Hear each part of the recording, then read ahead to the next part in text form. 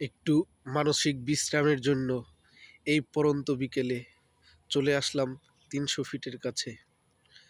এখানে আপনাদের দেখলে মনে হবে যে ৩০০ ফিট কিছুটা দূরে, আসলে ৩০০ ফিট দূরে নয়, ৩০০ ফিটের একদম কাছে। আমি যেখানে আছি এখান থেকে ২০০ ফিট। আমি এই প্রাকৃতিক পরিবেশটি ফোনে ধারণ করার চেষ্টা করছি। আমার ভালো লেগেছে। বিকেলবেলায় কাজের শেষে পরিশ্রান্ত মনে একটু বিশ্রাম নেয়ার জন্য আমি এই গাছের কাছে এসেছি।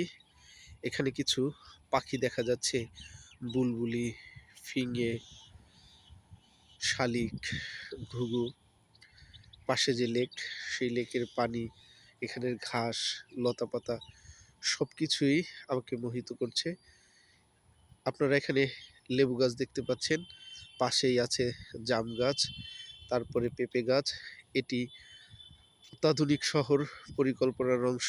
ফলে এখানে আপনি একই সাথে আধুনিকায়ন ও প্রাচীন যে বনজ পরিবেশ দুটোই দেখতে পারবেন। খালে অর্থাৎ লেকের মধ্যে কচুরিপানা রয়েছে ঘাস।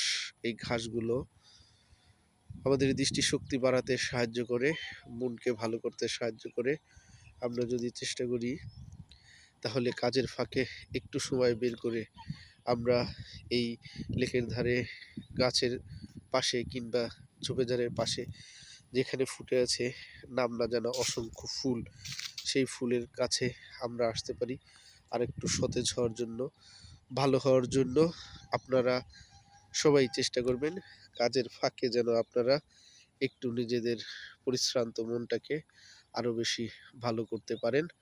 আমি আপনাদের সেটাই দেখানোর চেষ্টা করছি। আমি আস্তে আস্তে একেবারে চলে এসেছি ৩০০ ফিটের কাছে।